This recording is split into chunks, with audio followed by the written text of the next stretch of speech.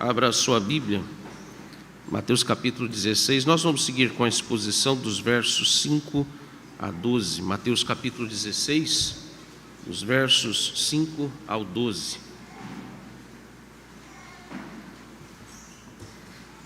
Mateus capítulo 16, dos versos 5 ao 12.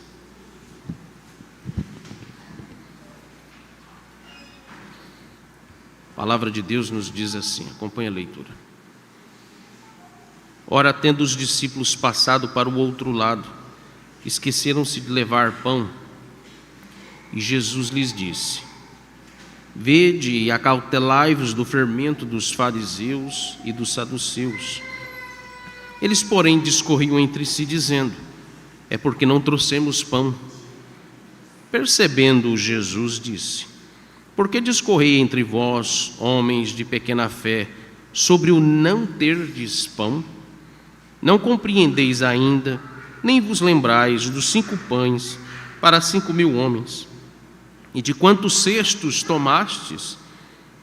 Nem dos 7 pães para os 4.000, e de quantos cestos tomastes? Como não compreendeis que não vos falei a respeito de pães? E sim, acautelai-vos do fermento dos fariseus e dos saduceus. Então entenderam que não lhes dissera que se acautelassem do fermento de pães, mas da doutrina dos fariseus e dos saduceus. Esta é a palavra do Senhor a nós. Amém. Em todo o capítulo 16, meus irmãos, de Mateus, nós estamos aqui acompanhando uma sequência de como que o evangelista ele nos apresenta alguns estágios da fé. Na primeira sessão dos versos 1 a 4, nós vimos que o primeiro estágio que nos apresenta um aspecto da realidade da fé é quando não há nenhuma fé. Esse é o primeiro estágio, a primeira realidade, porque nos deparamos lá nos versos 1 a 4, a condição dos fariseus e dos saduceus, que eram homens religiosos. No segundo estágio, que nos apresenta uma segunda realidade da fé, que aqui envolve os versos 5 a 12, aqui a fé nos é apresentada como algo que se manifesta ainda muito pequeno, muito rasinho, tão rasinho quanto a poça d'água que está para secar e sumir, mas ainda tem alguma coisa ali. Hoje nós vamos nos concentrar então exatamente neste segundo estágio, aqui dos versos 5 a 12, como eu acabei de ler aqui com vocês. Nós vimos, por exemplo, no primeiro estágio, onde aqui não há nenhuma fé, nós vimos um episódio onde Jesus, ele volta por alguma razão que nós não sabemos qual, mas é uma razão plausível. Jesus não ele iria desperdiçar o seu tempo indo para um lugar ou para o outro, mas o texto não quis nos revelar por quê, mas ele volta ali para a fronteira do lado judeu, do lado de Israel, e ali nós temos os fariseus e saduceus esperando por Jesus. A ideia é essa. E nós temos ali então esses dois principais grupos religiosos que, para nossa grande surpresa, ambos eram inimigos entre si por questões teológicas e também por questões de divergências da tradição e também até aspectos políticos. Se você não sabe, por exemplo, nós temos nesse contexto os saduceus, que apesar de eles serem minoria no Sinédrio, mas eles eram detentores do que se chamou de linhagem dos sacerdotes lá no templo. Apesar de serem um número menor, tinha um certo liberalismo para alguns aspectos da postura dos saduceus, enquanto que para outro aspecto os fariseus eram considerados conservadores. Se me permite explicar isso, por exemplo, os saduceus eles não criam na inspiração dos livros de Josué e Malaquias. Eles entendiam que os únicos livros inspirados do Antigo Testamento era só o Pentateuco, os 5 primeiros livros da Bíblia. Então, nesse aspecto, você pode dizer que ele, dentro da nossa linguagem mais moderna, se chama de liberal, porque o que caracteriza o liberal teológico? Não crer que determinados livros das Escrituras, na verdade, não crer que a Bíblia é parcial ou integral, ela não é inspirada, considerando todo o cânon. Então, nesse aspecto aí, pode-se dizer que eles eram liberais, mas, por outro lado, homens extremamente radicais e fundamentalistas para outros aspectos da tradição religiosa. Enquanto que os fariseus eram mais amenos. Então, eles eram maioria no Sinédrio. O Sinédrio era o que se chamava naquele período uma espécie de um parlamento, de uma liderança religiosa política do povo judeu naquele contexto. E eles então ocupavam toda a maioria das decisões que envolvia as decisões administrativas do povo judeu, decisões políticas.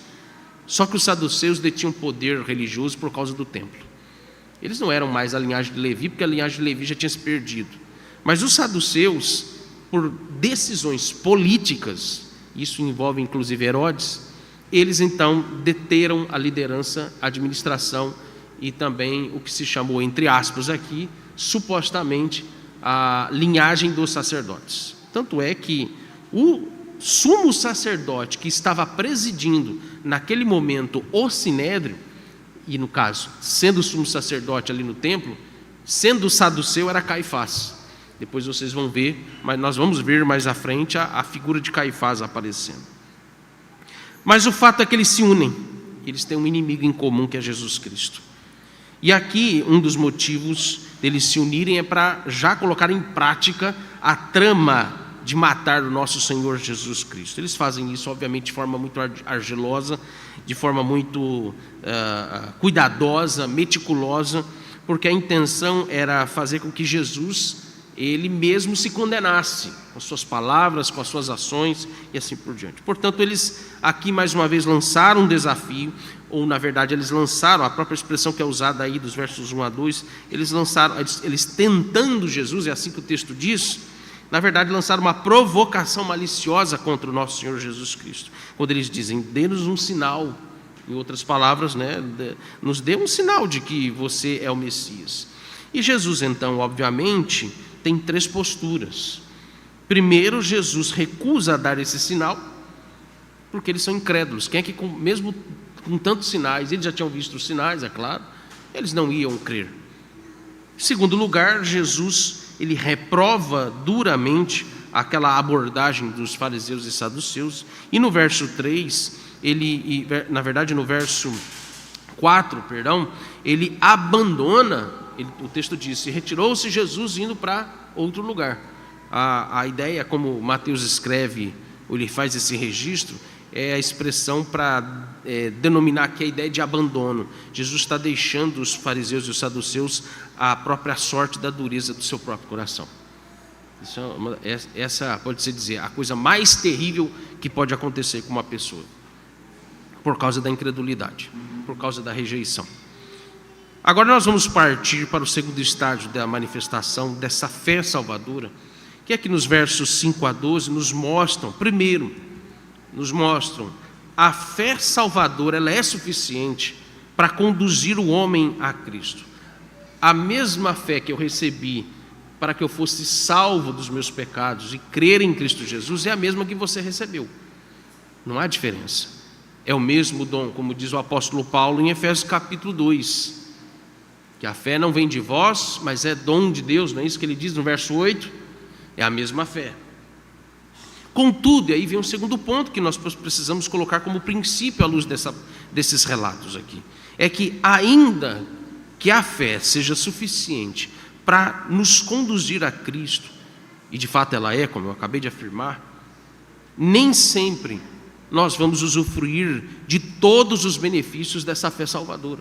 Você imaginar que poder, essa fé ela possui um poder, como Jesus a exemplificou na parábola do grão de mostarda. Lembra? Nós vimos isso. Quem tiver uma fé do grão de mostarda é capaz de mover montanhas. Mas Jesus está usando essa expressão analógica, ou essa expressão de uma forma alegórica, para nos dizer exatamente que a fé salvadora, ela faz algo muito mais poderoso do que simplesmente alguém ter poder para mover montanhas. É salvar o homem do pecado. Vocês entenderam? Esse é o sentido que Jesus está colocando. Então você imagina, o que você tem nas suas mãos? O que foi que você recebeu? Pensa nisso. O problema é que nós não usufruímos o suficiente de todos os benefícios dessa fé que é salvadora, de todas as bênçãos que ela oferece para que a gente possa conhecer, para que nós possamos conviver mais intimamente com o nosso Senhor Jesus Cristo. E esse é o caso que nós podemos verificar aqui nesses versos. Se nós vimos que um grupo de intelectuais, acadêmicos, homens letrados, homens que eram até venerados, porque eles eram considerados os mais versados na interpretação das Escrituras, eles não tinham fé, Olhe bem a situação. Homens que são conhecedores. Então veja, o fato de você ser membro de uma igreja que ela pode ser até os dias de hoje conhecida, afamada pelo zelo, pela versatilidade, pelo manuseio zeloso e profundo das Escrituras. Porque na hora de descobrir o que é heresia e o que não é, geralmente corre atrás de presbiteriano, né? Mas nessas circunstâncias, observe bem, que ainda assim há pessoas que, fazendo parte de igrejas assim, por mais que ela seja versada, ou faça parte de uma igreja que seja versada nas Escrituras, tem gente que é versada nas Escrituras, mas é incrédulo, rejeita a Cristo, e eles estão dentro das igrejas. Isso é um exemplo muito claro. Agora, eu quero que você veja o contraste que os versos 5 a 12 nos dá a comparação dos fariseus e saduceus aqui, em relação aos discípulos de Jesus. Porque agora nós vemos que um pouco de fé, se me permite o uso dessa expressão, um pouco de fé salva um pecador ignorante, salva um pecador iletrado, salva 12 homens, e até mais do que isso, é claro, porque tinham mais discípulos de Jesus, mas salvam homens que a profissão deles era meramente pescadores, talvez mal sabiam ler e escrever, talvez não tivessem um acesso mais versado ao entendimento, ao conhecimento das Escrituras, como os fariseus e saduceus tinham. Em primeiro lugar, nós precisamos entender o que está acontecendo nesses versos, versos 5 a 12. Em primeiro lugar, Jesus ele tinha retornado para o lado norte da Judeia, quando ele teve aquele encontro desagradável com os fariseus e saduceus. Em segundo lugar, após aquele encontro fatídico, Jesus, por precaução, novamente, ele retorna para o lado dos gentios. Você pode verificar isso, observando aí no início do texto, no verso 5, como também você pode observar e confirmar isso a partir do verso 13, quando Jesus vai ter um encontro particular com seus discípulos. Esse é um texto que nós vamos estudá-lo, ou nós vamos ter a exposição dele no próximo domingo. Mas observe, em terceiro lugar, que o verso 5 destaca um detalhe importante. Os discípulos esqueceram de comprar pão para a viagem. Provavelmente essa viagem foi feita a barco. Jesus, ele e os seus discípulos foram de barco, atravessando o mar da Galileia, e os discípulos esqueceram de comprar os suprimentos, de abastecer o barco nessa viagem. Nós não sabemos aqui os detalhes de como isso aconteceu à luz de Mateus.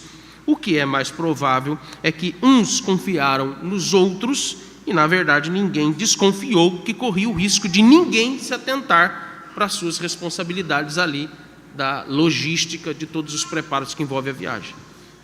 Isso acontece. Eu quero chamar a atenção para esse detalhe. Coisas que acontecem. O ser humano, ele é falho nessa perspectiva. Eu não sei se o texto, aliás, o texto não diz, mas eu não sei, pode ser que houve uma discussão acirrada entre alguns deles, não sabemos. Porque o texto vai nos mostrar que houve uma grande e intensa preocupação da parte deles quanto a esse detalhe. A questão é que essa controvérsia ela tomou conta dos pensamentos dos discípulos. E o que podemos aqui concluir é que, mais uma vez, eles são tomados por preocupações terrenas. Olhe como coisas que são essenciais à nossa vida aqui terrena, elas são usadas para nos desviar das coisas que são espirituais. E aqui, mais uma vez, eles são tomados por preocupações terrenas, ainda que elas sejam lícitas. Em meio àquele sentimento de culpa, eu imagino, irmãos, e também aqui uma preocupação intensa quanto à alimentação, Jesus, então, no meio dessa situação, ele fala de forma bem parabólica, podemos assim dizer. Ele faz aqui uma mini parábola sobre os fariseus e os saduceus. Eu quero que você se atente a um segundo detalhe nessa passagem. Veja, eu disse que os discípulos estavam tomados nos seus pensamentos pela necessidade de comprar comida, porque não tinha comida, na verdade, não tinha pão na viagem. Agora, outro detalhe importante: enquanto os pensamentos dos discípulos estavam tomados por coisas terrenas, os pensamentos de Jesus, também tomados de preocupação, mas estavam tomados por questões envolvendo fariseus e saduceus. Ambos estavam preocupados com algo, mas preocupações distintas. Enquanto Jesus está tomado nos seus pensamentos por aqueles episódios que o levam a se preocupar com a heresia, os falsos ensinamentos dos seus inimigos, os discípulos estão aqui novamente na contramão de Jesus e das suas preocupações. Talvez vocês achem estranho, porque como é que Jesus... nós aqui já ouvimos sermões, somos orientados, instruídos pela palavra sempre ao tomar cuidado com a ansiedade. A ansiedade tem relação com a questão das preocupações exacerbadas, mas a humanidade de Jesus, ainda que perfeita, ela também foi tomada de preocupações. A forma como Jesus se preocupava não é igual como a gente se preocupa com as coisas, porque nós, quando passamos a nos preocupar com as coisas, essas preocupações tomam conta da vida de um jeito que descontrola tudo por causa do pecado da ansiedade. Não é o caso de Jesus. Em nenhum momento Jesus está aqui tomado de ansiedade, como nós somos tomados. Mas há uma preocupação. E Jesus preocupado com os seus discípulos. Aqui é um momento de pastoreio dele com os seus discípulos. E mais uma vez, estamos diante daquela situação que até mesmo as preocupações por coisas lícitas, coisas necessárias, se tornam muitas vezes empecilho para que possamos desfrutar dos benefícios dessa fé salvadora. É natural que, em alguma medida, irmãos, nós tenhamos preocupações quanto a essas necessidades, essas questões de responsabilidades gerais, seja para com a nossa família, seja para com o nosso sustento, a nossa condição pessoal, aspectos físicos, também os nossos compromissos sociais.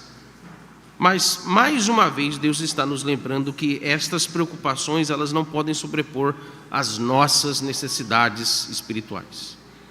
Uma vez você tendo recebido o dom de Deus, que é a fé, essa é a sua maior preocupação daqui para frente. Olhe os versos 7 a 11. Em especial, quero chamar a sua atenção para o verso 7, que os episódios aqui, eles não estavam conectados ao sentido correto do que Jesus proferiu na sua minúscula, mas aqui podemos chamar de urgente parábola, que ele vai trazer aos seus discípulos. O verso 6, se me permite voltar, o verso 6, quando Jesus ele vai dizer: vede, acautelai-vos dos fermentos dos fariseus e dos saduceus.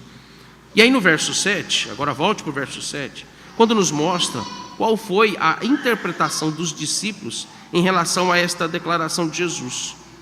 Quando eles concluem uns com os outros, ele está dizendo isso é porque nós esquecemos de trazer pão. Jesus diz: acautelai-vos do fermento dos fariseus e saduceus, e eles interpretam: é porque não trouxemos pão.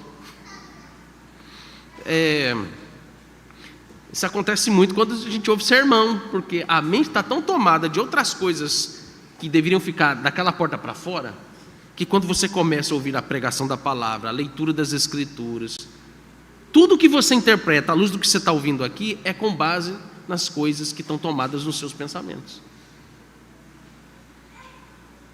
Quando a gente vai ler a Bíblia, existe uma tendência inclusive, principalmente em circunstâncias em que nós vamos ler as Escrituras, pela necessidade de suprir algum tipo de consolo ou calma no nosso coração, quando a gente está aflito com alguma coisa. E a gente vai ler a Bíblia à luz de algo que a gente necessita abrandar no nosso coração. E em qualquer texto que você lê, você já é induzido a interpretar aquele texto como se Deus estivesse falando sobre aquele problema específico do seu coração, por causa da sua ansiedade. Isso acontece muito conosco. E aí você interpreta a Bíblia errado, o texto não está dizendo aquilo que você acha que ele está dizendo, e aí começa a surgir os conceitos errados das coisas que Deus fala conosco. Inclusive de interpretar textos bíblicos como se eles literalmente falassem sobre algo da sua necessidade, da qual você sente falta, da qual você está preocupado. Isso não é muito diferente do que os pentecostais fazem quando eles dizem que recebem visões e revelações sobre coisas particulares da sua vida ou da vida de outras pessoas. Não é diferente. É tão sério essa prática quanto a prática pentecostal e neopentecostal de sair por aí dizendo que extrabiblicamente Deus está dizendo alguma coisa sobre alguma circunstância particular da nossa vida. A interpretação dos discípulos, na verdade, daqui está beirando o ridículo, porque eles interpretam de forma literal algo que, na verdade, Jesus não está aplicando de forma literal. Você percebe a mente dos discípulos voltada ao pão literal, e é por isso que eles entendem o fermento de forma literal. Qual que é o problema aqui? São homens que creem em Jesus Cristo como seu Salvador, mas que não sabem aplicar com profundidade e com discernimento aquilo que Jesus lhes ensina. Percebam no verso 6 que a fala de Jesus ela é autoexplicativa. Isso aqui é uma coisa que me chamou muita atenção no texto, porque a parábola ela é autoexplicativa e ela está conectada logo em seguida com algo que aconteceu ali entre os fariseus e saduceus em relação a Jesus. Está fresco na mente deles, ainda estão envoltos a essa situação. Ou seja, é algo que não precisa de ser explicado quando Jesus está falando. Não é alguma coisa que acontece repentinamente e aquilo gera algumas conclusões, e logo que aquele evento cessa e você está próximo de alguém e você faz um comentário de forma analógica sobre aquilo que aconteceu. A pessoa que ouviu não está atento nem ao que aconteceu e nem ao que o outro falou, e ela vai entender de outra forma. Isso nos ensina que a comunicação da revelação de Deus a nós é perfeita. Esse é um princípio fantástico que a gente pode extrair dessa passagem. Mas por causa do pecado, nós somos sempre ou muitas vezes tomados de uma incompreensão correta do que Jesus fala conosco. Eu repito, a palavra de Deus é perfeita. A palavra de Deus ela é clara a nós. Deus não erra nesse aspecto, quando diz respeito à sua palavra. Só que muitas vezes Deus fala conosco como se um adulto balbuciasse. Quem fala isso é Calvino. Como se ele balbuciasse para uma criança pequena que ainda nem sabe articular as suas ideias com clareza. É assim que nós somos. E não foi à toa que Jesus usou o método das parábolas exatamente para ensinar doutrinas aos seus discípulos. Porque se ele fosse falar na altura daquilo que é o conhecimento, o que é a onisciência dele como Deus, eles não iam entender nada. Mas, novamente, o ponto em questão é o que Jesus vai dizer sobre a fé dos seus discípulos, aí a começar do verso 8, porque olha o que ele diz no verso 8: por que discorreis entre vós, homens de pequena fé, sobre o não terdes pão? E Jesus está chamando os seus discípulos de homens de pequena fé. A questão aqui não é a falta de conhecimento doutrinário. Percebam isso, entendam, não é a falta de conhecimento da palavra. Eles andaram ali, quanto tempo já estavam andando com Jesus e ouvindo os seus ensinamentos, ouvindo do próprio Deus. Você imagina se Jesus fosse aqui por um tempo o nosso pastor. Demite o pastor Rogério, bota Jesus aqui para ensinar. Ou ele vai ficar sentado junto com a família dele para aprender também. E Jesus passa 3 anos e meio nos ensinando. Aí chega um momento, veja, ele, o perfeito pastor, o perfeito mestre, que ensina perfeitamente, dá um conteúdo perfeito, não seremos capazes de captar, por causa do pecado, a perfeição dos seus ensinamentos, por causa do nosso coração. Pode-se dizer que nesse aspecto, nessa circunstância, o problema não é o pastor, o problema é a igreja. Compreendem isso? O problema é a igreja. Eu estou dizendo isso de um modo geral, não estou falando só aqui, local. A igreja, o rebanho, a igreja de Cristo, os eleitos de Deus. O problema somos nós, como um todo, sem exceção. Dos ministros, presbíteros, até os membros mais pequenininhos aqui. Todos nós. O problema é a nossa maneira, com que perspectiva. Isso a começar do pastor, principalmente porque quando nós vamos aqui ao púlpito trazer a pregação da palavra, de domingo a domingo, ou todas as quintas-feiras nos estudos doutrinários, veja o risco que nós corremos de induzir os membros também da igreja a não compreender perfeitamente, ou corretamente, perfeitamente é um pouco até mais audacioso, mas corretamente, levá-los a aplicar corretamente os ensinos perfeitos de Deus que estão na sua palavra. Porque ele também está tomado de preocupações na hora de preparar o sermão, na hora de preparar os estudos, na hora de preparar as aulas. É assim com os professores da IBD, é assim com todos aqueles que Deus dá o dom do ensino. Corrigimos os nossos filhos à luz das nossas preocupações, em vez de ser à luz da própria palavra. Isso acontece todo dia.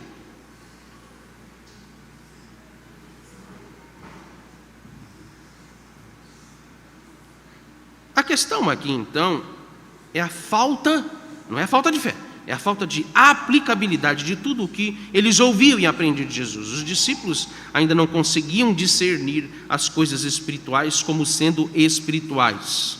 O nosso olhar sobre tudo o que as Escrituras nos diz, meus irmãos, precisa ser convertido, transformado ao caráter e à natureza da fé que recebemos em Cristo. Não podemos cair nessa mesma armadilha que está em voga nos nossos dias, onde existe uma forte atração por estas gerações atuais do século 21, pela retórica. Isso voltou de novo, isso está em voga nos nossos dias. Há uma atração tão forte pela retórica e pelo discurso teorizado, misturado com condimentos de emocionalismo.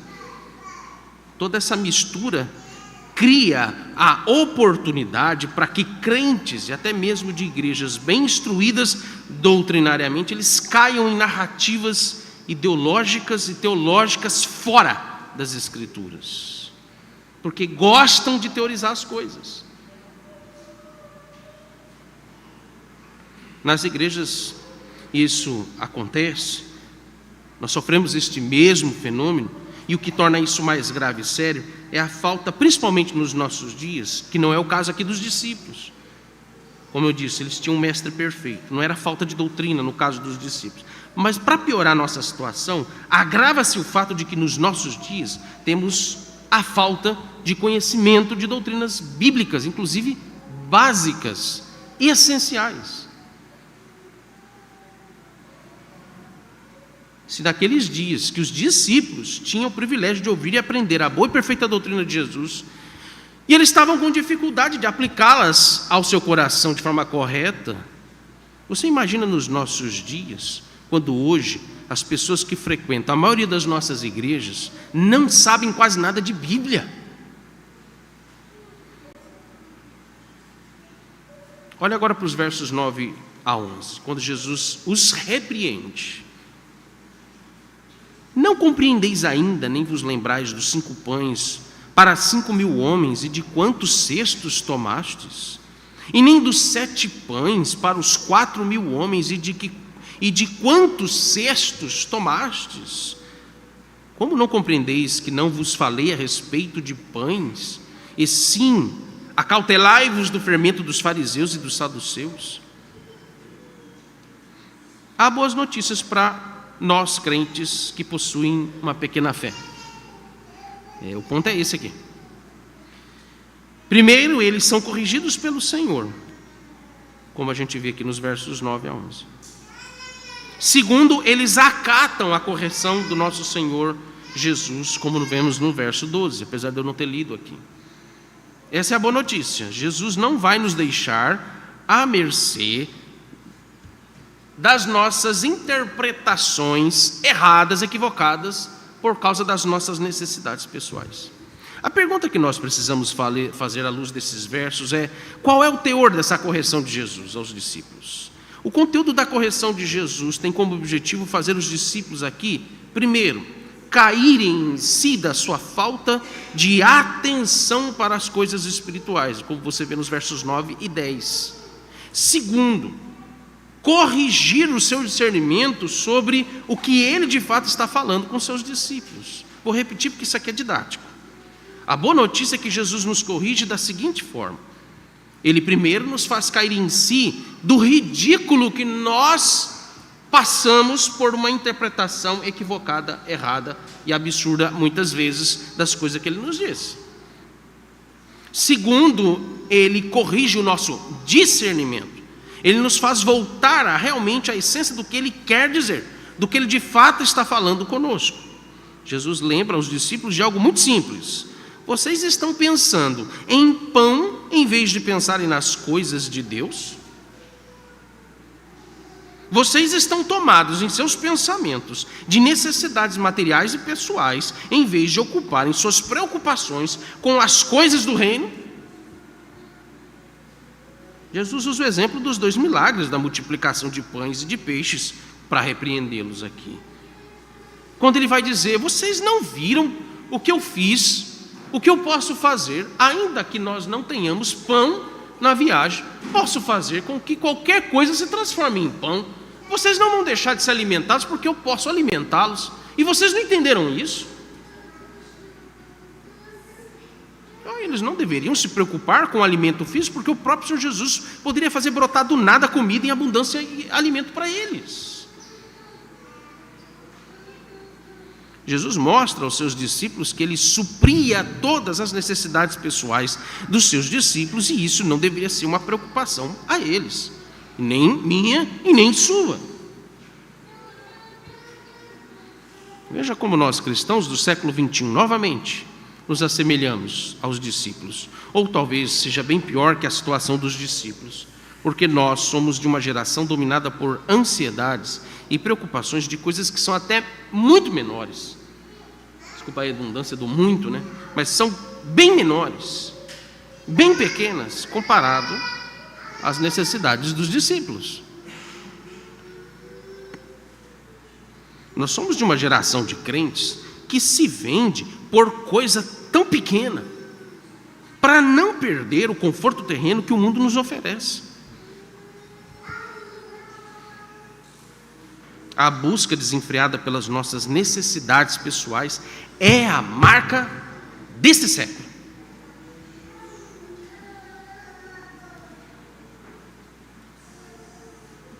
No verso 11, Jesus traz à luz a real preocupação que um crente deve nutrir sua vida, a de entender e de discernir corretamente o que a palavra de Deus lhe instrui. Se há algo que você deve se preocupar e aplicar com sabedoria, tudo que Jesus nos diz com relação à sua palavra é aquilo que é espiritual. Nós devemos nos preocupar e não perder um detalhe sequer de tudo que Jesus tem nos instruído ao longo das nossas leituras particulares da Bíblia, das nossas meditações secretas, dos cultos domésticos e principalmente a atenção, como agora deve acontecer, a atenção totalmente voltada em exercitar com o máximo de esforço possível o que o Senhor está falando com você pela leitura e pregação da palavra no dia do Senhor.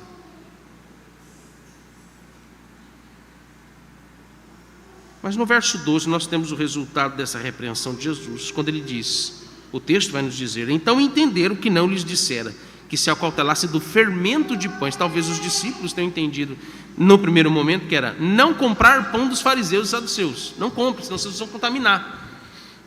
Que a tradição judaica tinha essa forma de interpretar literalmente as coisas sobre o que é purificação cerimonial. Aí eles entenderam, o texto vai dizer, mas da doutrina dos fariseus e dos saduceus. Jesus abriu a mente dos discípulos quando entenderam o que ele estava falando. Não era literal, mas falava de ensinamentos, de doutrinas erradas, das falsas doutrinas e heresias dos fariseus, como esse fermento para o coração dos seus prosélitos. A primeira coisa que nós precisamos aprender com o verso 12 é que toda heresia e toda seita possui influência secreta. Pode-se dizer que a mais poderosa de todas as influências são aquelas que são secretas. Você não vê ela reagindo, você não percebe. Tamanha é a condição calamitosa em que o nosso coração se encontra quando nós cedemos a essas coisas. O desespero, né? O desespero muitas vezes nos faz dar ouvidos a coisas ridículas, a besteiras das mais absurdas. É por isso que o fermento ele é usado aqui para falar dessa força perigosa, mas ao mesmo tempo discreta e praticamente invisível. Quando heresias ganham espaço dentro das nossas igrejas, é porque os seus membros não perceberam que a sua inserção a sua interação e o seu crescimento, por isso que é fermento. A reação química que Jesus usa para exemplificar isso. É discreto, é invisível, imperceptível. Ela é inserida, ela interage, ela cresce no meio deles. Essa é uma oportunidade para entendermos de uma forma geral como que uma heresia, uma falsa doutrina, ela adentra as nossas igrejas. Assim como o fermento, as heresias atuam de forma discreta, mas abertamente. Aberta. Talvez eu não precise ficar aqui explicando muito sobre isso, porque ao longo de muitos anos, de décadas para cá, isso fica notório na prática ao que estamos testemunhando e do que estamos envolvidos, por exemplo, no nosso contexto social, político e cultural. Por exemplo, a questões ligadas à ideologia de gênero, homossexualidade e tantas outras coisas, que elas foram, vejam, elas abertamente foram estimuladas, mas invisivelmente, discretamente, imperceptibilmente interagindo já na mente, na consciência e no modo de vida das pessoas. Isso mais ainda é algo preocupante para nós em relação às falsas doutrinas. Até porque, à luz desse último exemplo que eu dei, as heresias, elas fazem igual fariseus e saduceus. Elas andam juntas com as ideologias seculares para atrair a igreja para fora da palavra. Duas coisas são perigosas à saúde espiritual e doutrinária de uma igreja local, no que diz respeito a isso. Isso tem a ver com fariseus e saduceus. Dois perigos: justiça própria e racionalidade carnal. Esses dois são inimigos da verdadeira fé. São como fariseus e saduceus. A justiça própria, principalmente de grupos religiosos envolvidos com sentimentalismo, misticismo e sincretismo evangélico. As práticas do sincretismo religioso no meio cristão é porta aberta para duas posturas opostas ao evangelho. Primeiro, salvação pelas obras. Segundo, sectarismo religioso. Sectarismo religioso é quando um determinado grupo da cristandade afirma que ela é detentora, ela é a única detentora da salvação e da graça. Por outro lado, nós temos a racionalidade carnal, que também atua frente ao evangelho, ou contra o evangelho e a fé salvadora. E aí, quando eu falo de racionalidade carnal, não significa ser convictamente sensacionista, uma coisa não tem nada a ver com a outra. Não é negar os milagres, não é negar os eventos sobrenaturais que as Escrituras já vêm nos instruindo, aquilo nós devemos crer, e cremos. Mas quando eu falo de racionalidade carnal, significa negligenciar a natureza, o caráter da fé genuína, da fé genuinamente evangélica. E a fé evangélica, que aqui seguramente é o evangelho, antes de tudo, ela é transcendental, ela é espiritual, ela é sobrenatural, ela é invisível. Jesus acabou de dizer isso para os discípulos. Uai, não sou eu que posso fazer, dar alimento a vocês de todas as formas possíveis. Eu sou Deus, vocês esqueceram quem eu sou?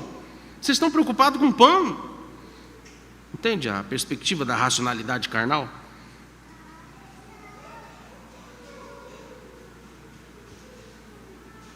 Ela é sobrenatural e ao mesmo tempo ela é real e ela se manifesta de forma verdadeira nos eleitos. E é muito fácil, por influência do secularismo nos nossos dias, cairmos nessa racionalidade carnal, principalmente igrejas históricas. Há tendências perigosas dos nossos tempos que levam a isso, de uma forma muito pragmática. Primeiro, as vãs filosofias misturadas à fé cristã. Por exemplo, quando você mistura ideologia política com fé cristã, e isso hoje está acontecendo com muita força no meio evangélico.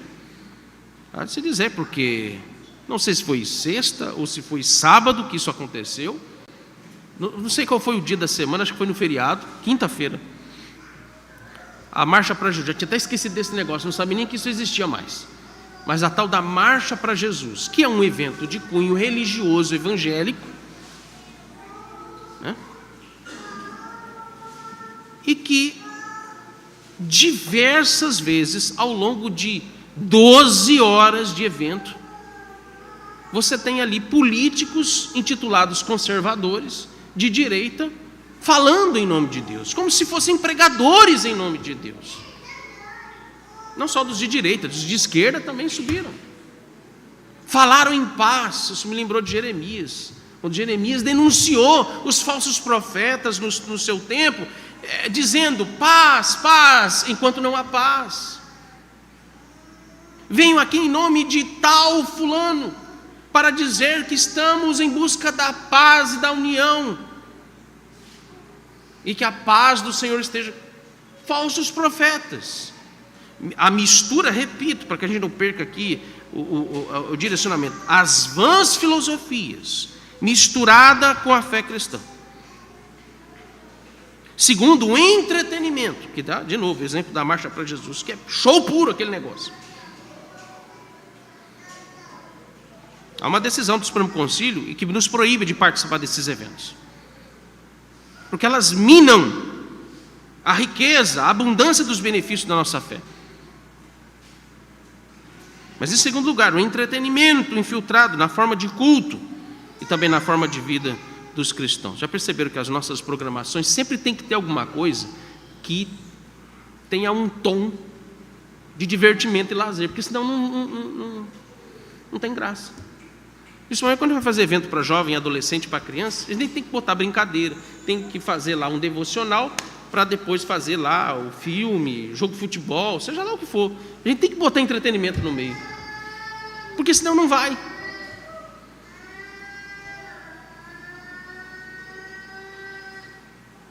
Todas estas coisas revelam algo muito sério na vida cristã. Nossas preocupações estão sendo guiadas por todas estas correntes e tendências mundanas. Todas elas enfraquecem a nossa fé em Jesus Cristo. Todas elas nos tiram a percepção mais clara e aguçada da palavra de Deus. Para a nossa aplicação final, é importante você entender que a fé que salva, jamais ela pode ser perdida ou ela pode ser tirada de nós. Eu repito, jamais ela pode ser tirada de nós. Uma vez recebido a fé em Cristo, você não a perde. Mas ainda todos os eleitos, ainda que tenham recebido a mesma fé salvadora, ela vai se manifestar de níveis diferentes em cada um de nós. Ora essa fé, ela vai estar mais forte, ora não. Ainda que não percamos essa fé, infelizmente, não nos apropriamos de todos os seus benefícios, porque nos vemos dispersos, nossas demandas, nas nossas preocupações. Eu quero trazer à luz a isso que a nossa própria confissão de fé nos explica no capítulo 14, na seção 3, quando ela fala sobre a fé salvadora. Olha o que ele nos explica ali. Esta fé é de diferentes graus, é fraca ou forte, pode ser muitas vezes ou de muitos modos assaltada e enfraquecida, mas sempre alcança a vitória, atingindo em muitos a uma perfeita segurança em Cristo, que não somente o autor, como também o consumador da fé. Essa é a boa notícia para nós. É por isso que o nosso Senhor Jesus, ele disse aos seus discípulos que eles eram de pequena fé. Do mesmo modo, nosso Senhor Jesus também nos diz: por que vocês não conseguem discernir o que eu tenho instruído vocês de domingo a domingo? Por quê? Ó homens e mulheres de pequena fé, por que vocês estão dispersos? Por que vocês ainda estão tomados de preocupação e ansiedade, tal qual tem consumido as suas energias espirituais para se atentar às coisas que eu tenho falado, para que vocês fortaleçam a sua confiança em mim? O O que tem levado você a interpretar o que Jesus tem lhe dito de forma literal ou de forma errada, aquilo que Deus tem dito a você de domingo a domingo? O que tem enfraquecido a sua fé? Amém. Oremos. Senhor, a Tua palavra tem nos mostrado como é terrível quando uma pessoa ela não manifesta nenhum resquício de fé no Teu Filho Jesus Cristo. Essas pessoas estão perdidas. Se há alguém assim, ó Deus, que tenhas misericórdia, que o Senhor converta o coração dessa pessoa e lhes dê fé.